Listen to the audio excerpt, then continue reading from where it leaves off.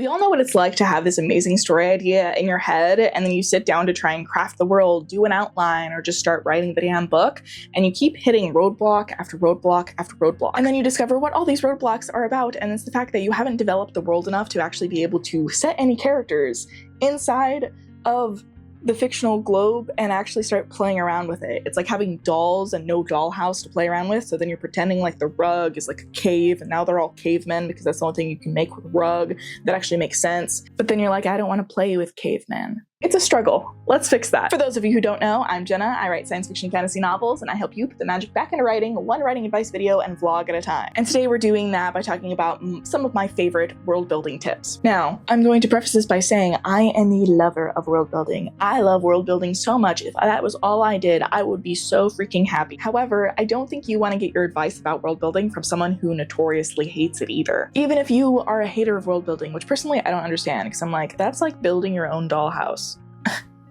Don't you? That's the best you could do. That's like the epitome of childhood dreams, is having your own dollhouse built for you to your specifications, and that's what you get to do with world building. So that's how I prefer to see sort of the art of crafting your world, because that is the playground in which you're going to be able to create everything else from. But other people I know don't like to do world building because they consider it rules that they don't want to adhere to. However, this is also typically where you end up finding that books have inconsistencies or things with the plot that don't make sense. Typically because the world gets built alongside the actual drafting of the novel, and then the author will start forgetting different details and not have anything to refer back to except for earlier chapters of the book, or maybe even a book earlier in the series, and they forgot that they already established something, and then they lose the plot. Personally, as someone who's a little bit more of an outliner, of course, world building becomes easier, and I know it's a little bit more difficult for people who are pantsers. However, I have a method that works to straddle both of those divides. The Divide, reference to my upcoming spicy romantasy novel where there's a location called the Divide that's bleeding out spirits into the realm of Midgard, and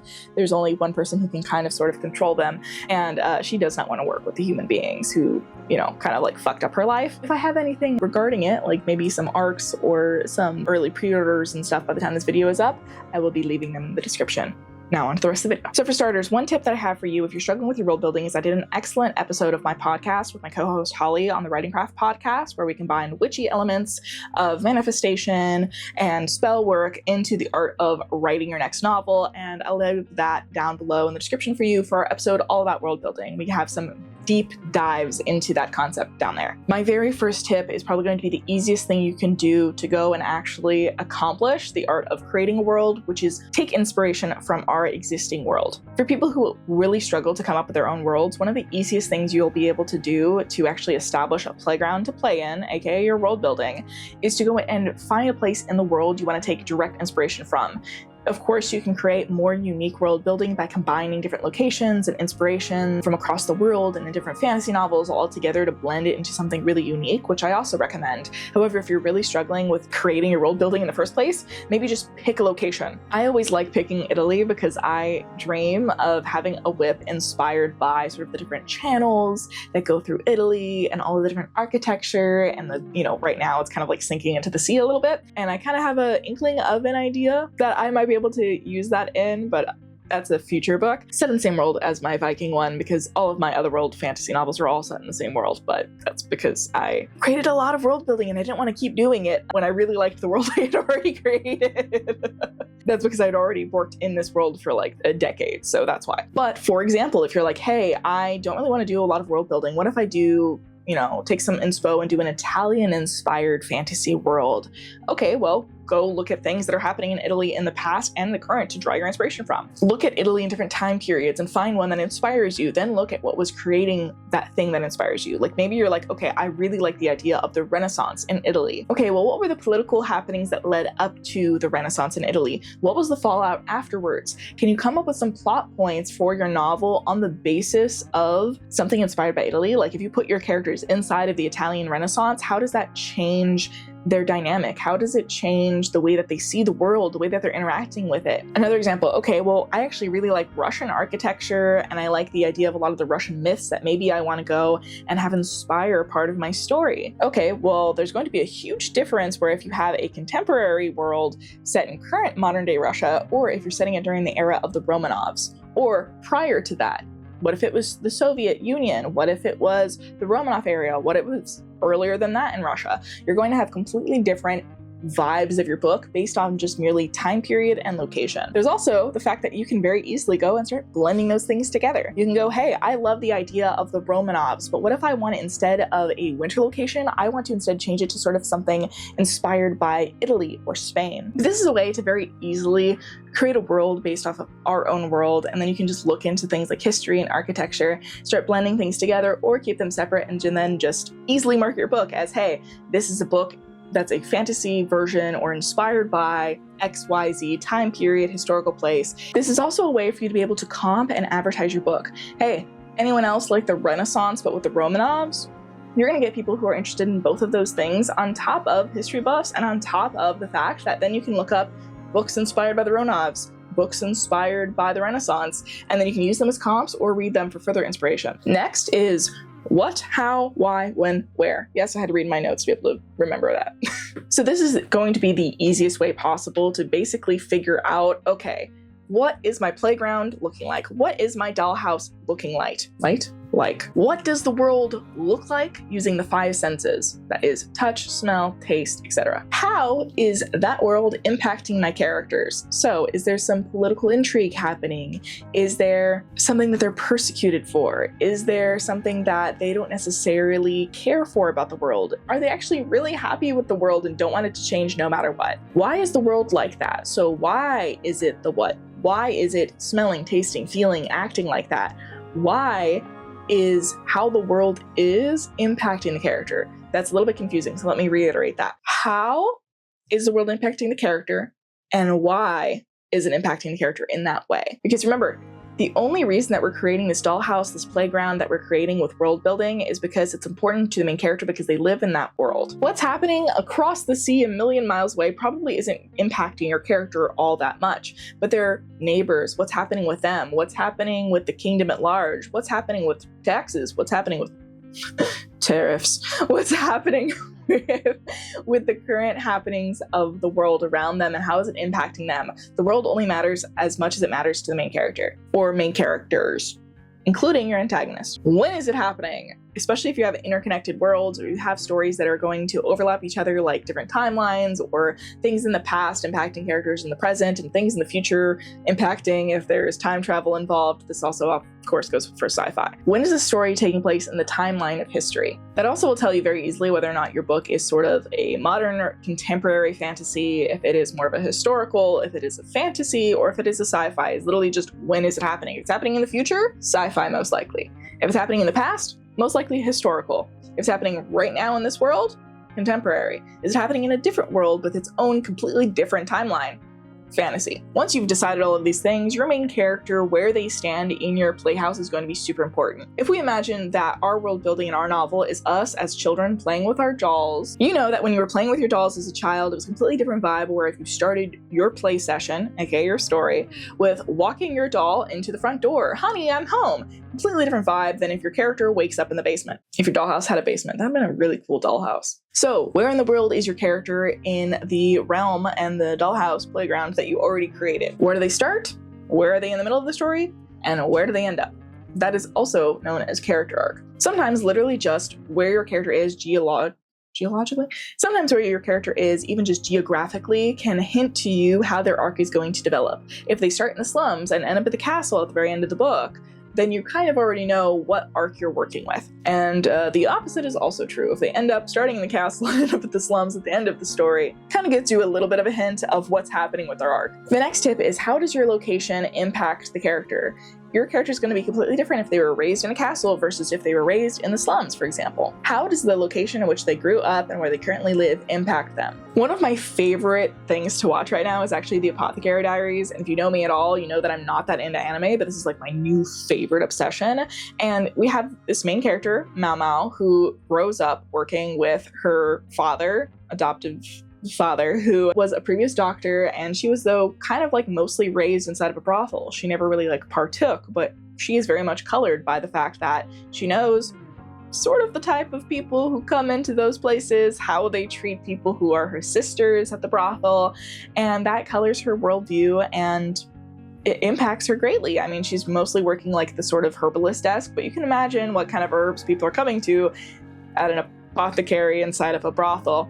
So that completely builds her character and exactly how she sees the world, how she interacts with it, where she gets her brains and her smarts from, why she's street smart and book smart at the same time, because she's got her fathers and her sisters teaching her very different things that somehow all cross over at the same time. She would have been a completely different character if she was born only in the brothel, where she was only raised in the brothel and never had a chance to go and do something else with her life that was not necessarily sex work. Sex work is still work, but she would have been a completely different character if that was her only option in life, especially because she's really stubborn as a character. And I can't imagine her being told she can only do one thing very lightly. Next, because they were raised in this environment, they're going to also have completely different people around them who are going to color their worldview. Same to take it from that character Mama I just told you about in the Apothecary Diaries. Because she had both her father and her sisters in the brothel around her, her father being, you know, a scientist, a doctor who would teach her about herbs, give her all of the training necessary to be an apothecary. She has both sort of worldviews. She's changed as a person by being around so many different people, especially all of the patrons of the brothel at the same time. You can imagine how that went for her, and that completely changed her. So how are the location with the people changing that character? And even if there's a complete lack of other people and very few characters that the characters like actually interact with in their location that they are raised in, that they grow up with, where they start the story in, that is also going to change them. They might be a little bit of a loner. They might be really, really lonely. Just depends on who is around them. And if you've noticed, most of my advice here is talking about how does the world impact your character, because let's face it, pretty set dressing is pretty set dressing, and sure, you can have Renaissance, Romanovs, whatever you want, nice pretty picture, but it doesn't matter if it doesn't matter to the character. Your world building literally just creates your characters as one facet, and it tells the story in another, because we don't care as the reader about your pretty set dressing unless it matters to the main character, which means that it has to affect them or it has to affect the plot or the people around them. Next tip is that the character affects the world around them and the world affects them. There is no character who goes and lives in a complete and utter vacuum and never has anything happen to them until the inciting incident. There is no way where they go about the world not affecting the world around them. So maybe you have sort of a Robin Hood-like character. They grew up in the slums. Maybe they go and steal a bunch of coin from the rich in the neighboring town, and that brings a bunch of wealth to the town, but then obviously the rich people figure out, hey, this town randomly got wealthy. I bet the thief is in there. And maybe he had to run away from that, only to find out later in the story that the entire town was murdered because of what he did. Oh my god, now you have a huge plot, a plot twist, all because you established this character lives in the slums. They're Robin Hood-like characters, so they're not going to settle for watching the people that they love starve and have horrible things happen to them. They took initiative on the world, and then the world affected them back by killing people that they care about and forcing them to flee. That is how character affects plot, and plot affects character, and your plot and your world are basically intertwined and should be very connected. My next tip is something I'm currently doing, which is create a map. Even if you're not very artistic, at the very least, drawing on a piece of paper sort of the general idea of where cities are, and, you know, doing your whole thing where you take a handful of rice and you spread it across the paper to kind of get your coastlines and things like that, might give you some idea of just how long travel time takes, just how long it takes to get from point A to point B, and maybe you realize, okay, actually I have them traveling on horseback over like a bazillion miles in like 2 days. That's not gonna make sense. But that allows me to put in some extra scenes of them bonding on their travel time, or maybe they get caught by thieves on the road, or different things like this. And then you get to play in that world. Making a map is literally you saying, literally, here's a picture of my dollhouse. Here you go. Here you go. And let's all face it, we all like books, especially fantasy or sci-fi books, when there's a map. I even prefer maps, even if they're contemporary, because I want to see the town. Like, the town, especially like if it's supernatural, paranormal, kind of like romance kind of thing, and they're going, oh, to the coffee shop, to the bar. I want to know where they're located. I want to see the little houses. I want to see who is neighbors with who on the map. But that might be because I love world building too much, but I love a good map. But at the very least, even just a shitty drawn out thing that no one is ever going to see will help you as a writer. Or even if it's like kind of crap, you might want to just put it on your website. And be like, for anybody who really cares, you can go on my website to see the map, because that's what I want authors to do. Next is that if you have magic in your world, that needs to affect your world. Like maybe there was a magical war and it decimated this side of a mountain, and that mountain that's decimated causes an avalanche, and that avalanche ends up impacting your characters. And that sounds so much cooler than just an avalanche. it sucked. Let's add a little sprinkle of magic in there. Let's say, hey, there's an entire area of this kingdom that will not grow crops because someone cursed the land, and that's a huge plot point, and it makes sense rather than just saying, oh, there's just a famine. But yeah, there's just a famine for no other reason. Making magic the reason for positive and negative things happening in your world is a lot more interesting than just saying, oh yeah, magic exists, and it's very personal and only does like a singular thing for a very small area of our world that is only important for the plot of the main character, and that's it. Of course, this depends on how you build your world and your magic system, but if you start thinking about building your magic system, which I will, if you guys are interested, totally make another video about how to build your magic system.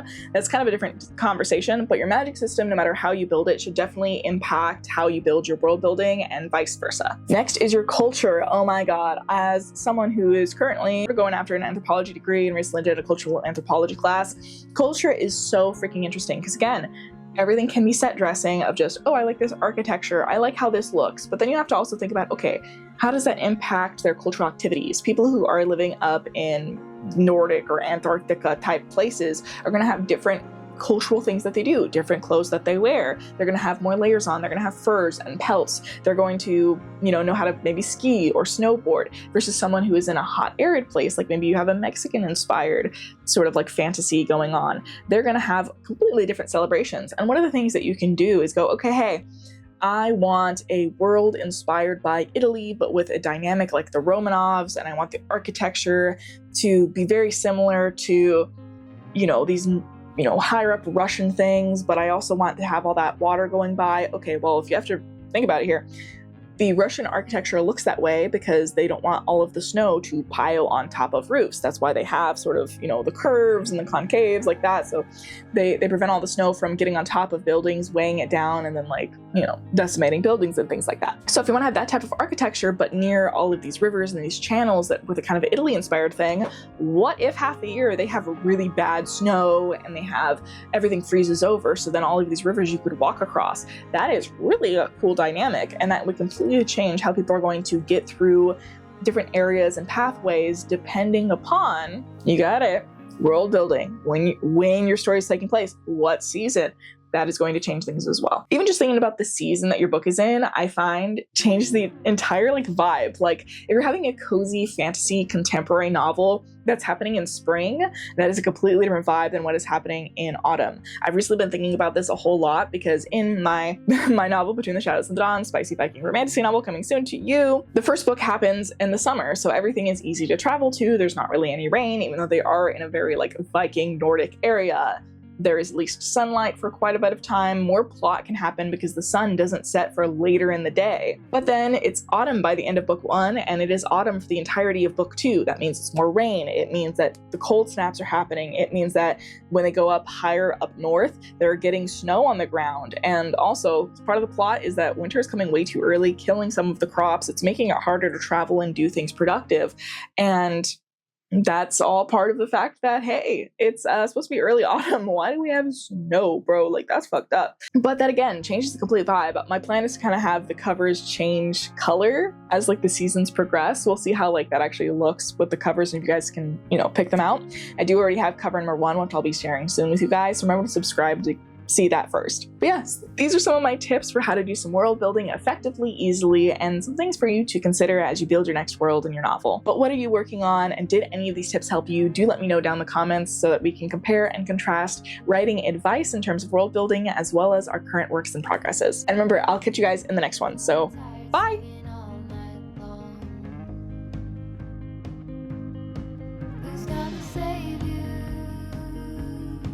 Who's gonna make